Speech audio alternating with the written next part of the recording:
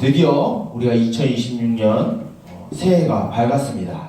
그래서 온전하게, 물론 1월 1일이 우리가 목요일이었는데 온전하게 1월을 처음 시작하는 것이 바로 오늘입니다. 많은 사람들은 일주일의 시작을 무슨 요일로 생각하죠? 월요일을 일주일의 시작으로 생각을 합니다. 그런데 예수님을 믿고 그 말씀을 따르는 사람들은 월요일이 일주일의 첫 번째가 아니라 우리를 위하여 이 땅에 오신 예수님께서 부활하신 이 주일이 일주일의 시작입니다. 그럼 어떻게 된 거죠? 2026년의 정식적인 온전한 1월의 첫 날이 바로 오늘이에요. 그리고 1월의 정식적인 첫 출발이 오늘이에요. 그리고 1월 첫 번째 주간이 시작되는 것도 오늘입니다. 굉장히 의미심장한 날이죠. 그냥 괜히 의미부여하는 게 아니라 진짜 그런 거예요. 항상 많은 목사님들이 1년을 첫 번째 시작할 때 무엇을 하냐면 2026년 그 한 해의 표어가 되는 말씀을 나눕니다. 그래서 목사님도 어김없이 2026년에 우리가 가져야 할 표어의 말씀을 가지고 말씀을 나누려고 해요. 올해는 우리 교회 전체적인 흐름이 이 가정에 대한 분위기라서 오늘도 그 교회 우리가 속해 있는 이 동현교회 표어를 따라서 오늘은 가정에서 이루어지는 하나님의 나라라는 2026년의 표어를 가지고 오늘 이 시간 우리가 하나님의 말씀을 봉독하고 또한 나누도록 하겠습니다. 오늘 우리가 읽은 이 에베소서 6장 1절부터 4절까지의 말씀은 여러분들 주로 어느 때 많이 읽을까요? 5월 어버이 주일 때 이 말씀을 많이 봅니다. 그런데 왜 갑자기 목사님이 왜 어버이 주일에만 나눠야 될 말씀을 왜 굳이 1년 첫 번째 날에 이렇게 나누는 걸까요? 목사님 개인의 성향을 여러분들한테 좀 얘기하자면 목사님의 개인의 성향은 뭐냐면 물론 성탄절, 부활절 다 중요한데 목사님은 절기에 국한돼서 하나님의 말씀을 보지 않습니다. 하나님의 말씀은 365일 우리가 묵상해야 되는 말씀이기 때문에 어느 한 절기에 맞춰서 말씀을 하는 게 아니라 그 날에 그 시기에 맞는 말씀을 가지고 우리가 말씀을 나누는 그런 경향을 갖고 있어요. 오랫동안 목사님을 만난 사람은 그걸 잘 알 겁니다. 부활절에 성탄절에 우리가 예수님의 탄생에 대해서 이야기를 하지 않았어요. 무슨 얘기했죠? 성막에 대한 이야기를 했어요. 예수님 태어나신 날이 왜 성막? 이렇게 목사님은 간혹가다 틀을 깨는 설교를 하니까 여러분들 좀 잘 생각하고 우리 중일 친구들 좀 적응이 안 될 수도 있겠지만 차차 적응하길 바랍니다. 오늘 이 새해를 첫 시작하면서 우리가 에베소서 6장 1절부터 4절까지의 말씀을 가지고 우리가 2026년에 우리가 살아가는 그 가정에서 어떻게 하나님의 이 나라를 이뤄가고 어떻게 하나님의 나라를 누리는 방법인지 이 말씀을 통해서 우리가 좀 알아보고자 합니다. 오늘 우리가 읽은 이 에베소서 6장 1절 말씀을 시작할 때 어떻게 시작하죠? 자녀들아 주 안에서 너희 부모에게 순종하라 라고 하는 말씀으로 시작이 돼요. 뭐 하라고? 너희 부모에게 순종하라. 근데 그 뒤에 나오는 설명이 무엇이 있죠? 이것이 옳은 일이다 라고 말하고 있어요. 뭔가 우리가 이렇게 이야기하거나 무언가를 주장하고 가르치려고 하면은 아주 뚜렷하고 명확하고 구체적인 설명이, 장황한 설명이 이어져야 돼요. 그런데 이 에베소서의 말씀을 기록한 사도 바울은 이 에베소 교회에게 뭐라고 말하냐면 너희 부모에게 순종하라 라고 하면 왜 순종해야 돼? 주구장창 이렇게 길게 설명해야 되는데 그냥 단 한 가지, 이것이 그냥 옳은 거니까 해라 라고 말을 해요. 여러분 다짜고짜 명령하면 여러분들 그 말에 순응할 의향이 있어요? 뭔가 설득이 돼야 되고 뭔가 설명이 있어야 그래야 되는구나 라는 걸 알죠. 그런데 오늘 1절에 우리가 부모님을 순종하는 게 그것에 대해서 장황한 설명을 하는 게 아니라 그냥 옳은 거니까 해라 라고 말하고 있어요. 그러면 왜 옳은 것이냐? 이게 그러면 도덕적으로 윤리적으로 옳은 거기 때문에 우리가 해야 되는 것이냐? 라고 생각할 수 있는데 물론 맞기도 하지만 여기에서 옳다라고 하는 표현은 그런 윤리적이고 도덕적인 행위를 말하는 게 아니라 하나님 나라에서 하나님의 백성으로 살아가는 그 기본적인 원리이기 때문에 우리가 부모의 말씀에 순종해야 한다라는 말을 하고 있어요. 그래서 2절에 무엇이 연결되어 있냐면 너의 아버지와 어머니를 공경해라.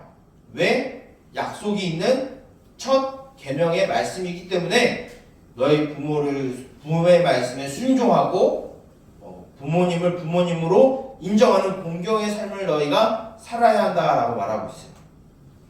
우리 주민 친구들 조금 어려울 수도 있는데 귀를 조금 듣고 들으면은 목사님은 종종 이 말씀을 할 때 이 신약의 말씀을 할 때는 종종 구약의 말씀을 사용하고 구약의 말씀을 할 때는 신약의 말씀을 종종 사용합니다.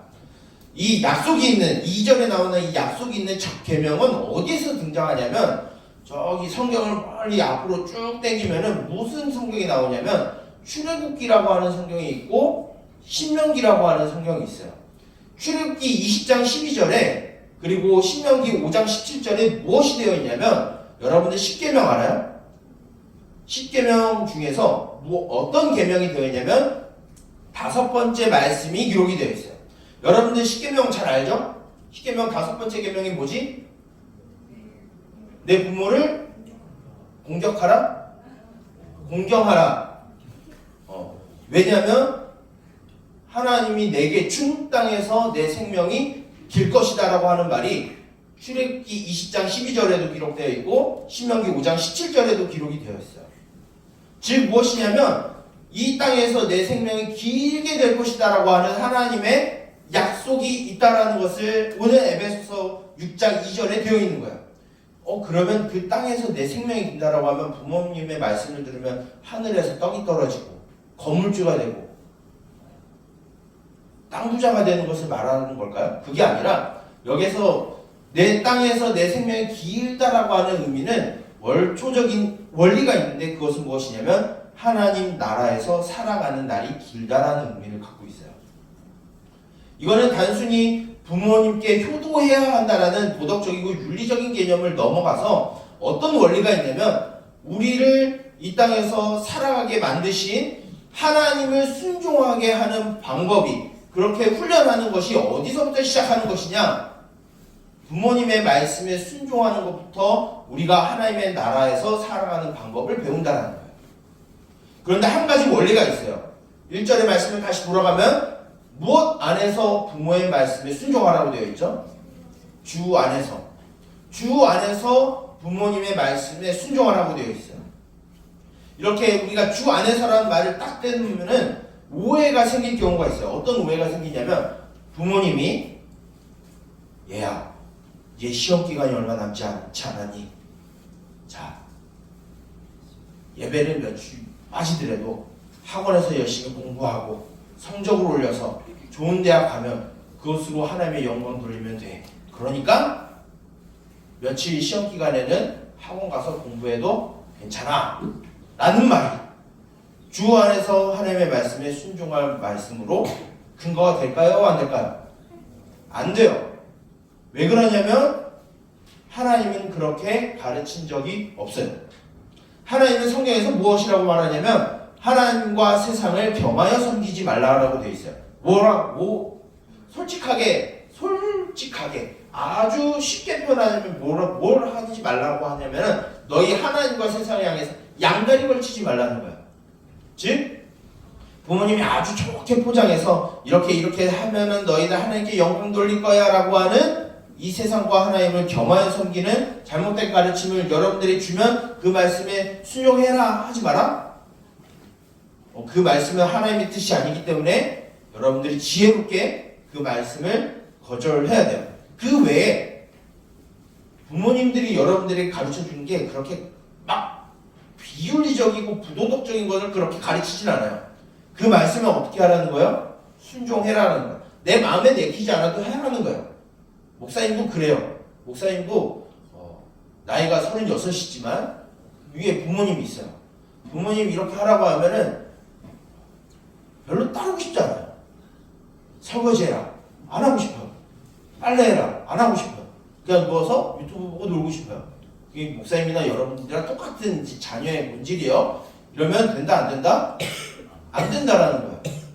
왜? 그냥 윤리적이고 도덕적인 거기 때문에 아니요. 우리가 하나님의 나라에서 살아가는 기본적인 원리고 방법이고 그 나라에서 살아가는 기본적인 원리이기 때문이에요. 즉 우리가 부모님의 말씀에 순종하는 이 훈련이 돼야 무엇을 순종할 수 있다는 거예요? 하나님의 말씀에 순종할 수 있다는 거예요. 그런데 단 한 가지 근거, 부모님이 무엇으로 가르칠 때? 하나님의 말씀으로 가르칠 때. 그래서 오늘 마지막 부분에 뭐라고 되어 있냐면 아비들아 내 자녀들을 노엽게 하지 말고 주의 말씀으로 훈계와 양육하라라고 되어 있어요. 왜 이런 말을 하고 있냐면 왜 어머니는 빠졌느냐? 중요한 건 뭐냐면 이 당시에 이 에베소서를 기록했을 때 당시의 문화가 어떤 거냐면 이 가정의 대빵은 누구냐면 아버지예요. 그냥 단순히 그냥 권위적인 위치가 아니라 이 당시 아버지는 어떤 위치에 있었냐면은 자녀들의 생사여탈권을 가지고 있어요. 아버지의 마음에 들지 않으면 어떻게 되냐면 길에다 내버릴 수도 있는 시대였어요. 좀 나약해 보여. 그러면은 누군가에게 팔아버리든가 노예로 팔아버리든가 아니면 길거리에 내다 버리든가 아니면 입양을 시켜버리는 게 이 당시 아버지의 권한이었어요. 즉 무엇이죠? 생사여탈권을 쥐고 소유권자로서 활동했었던 사람이 이 당시의 아버지예요. 지금 그 대표성을 가지고 하나님이 사도 바울을 통해서 아비들아 내 자녀들을 노엽게 하지 말고 무엇으로 훈계하고 양육해라? 하나님의 말씀으로. 이 말씀은 부모님에게 하는 말씀이지만 우리들이 들어야 되는 건 무엇이냐면 부모님들을 여러분들에게 주신 이유는 어떤 이유냐면 하나님의 말씀으로 하나님의 방법대로 하나님의 뜻이 무엇인지 가르치기 위한 하나님의 대리통치자로 여러분들에게 주신 거예요. 즉 부모님이 하나님의 말씀을 여러분들한테 가르치면 여러분들은 그 말씀에 순종할 자세가 되어 있어야 돼요. 왜요? 그 말씀을 순종해야 하나님이 여러분들에게 주시는 말씀을 순종할 수 있는 훈련이 되는 거예요. 연단이 되는 거예요. 연습이 되는 거예요. 우리가 하나님의 자녀고 하나님의 백성이라고 하면 우리가 하나님 나라에 속한 사람들인데 우리가 하나님의 말씀을 듣지 않아요. 그러면 무엇이죠? 혼나는 거예요.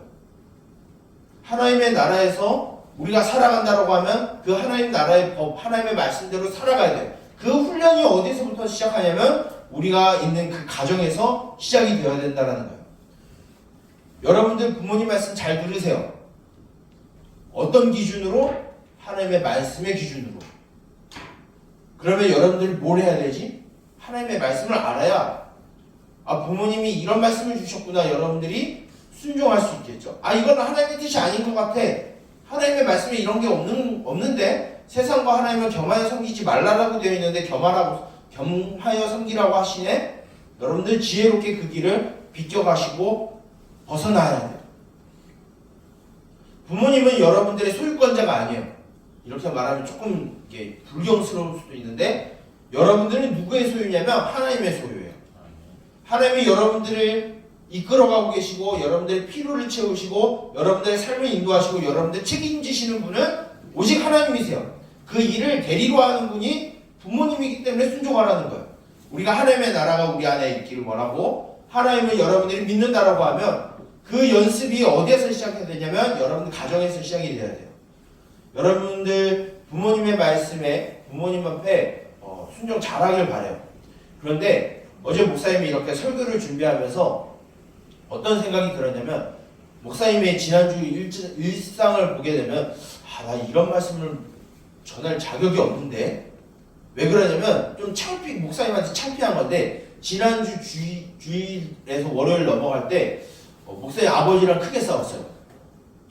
크게 싸워가지고 일주일 가까이 집에 안 들어갔어요. 지금 교회만 있었어요. 이런 건 배우지 말아요. 이런 건 배우지 말라라고 이야기하는 거예요.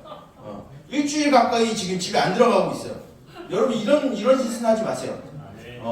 그래서 목사님이 말씀을 준비하면서 무슨 생각이 들었냐면 오늘은 집에 들어가서 저녁 같이 먹자.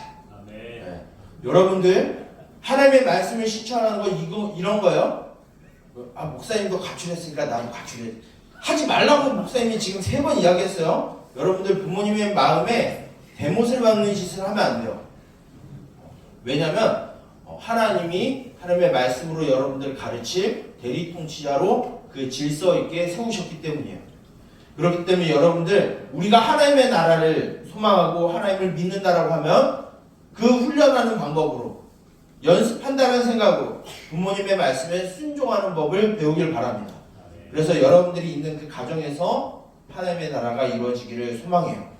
그리고 그 하나님의 나라를 누리는 여러분들이 되었으면 좋겠습니다.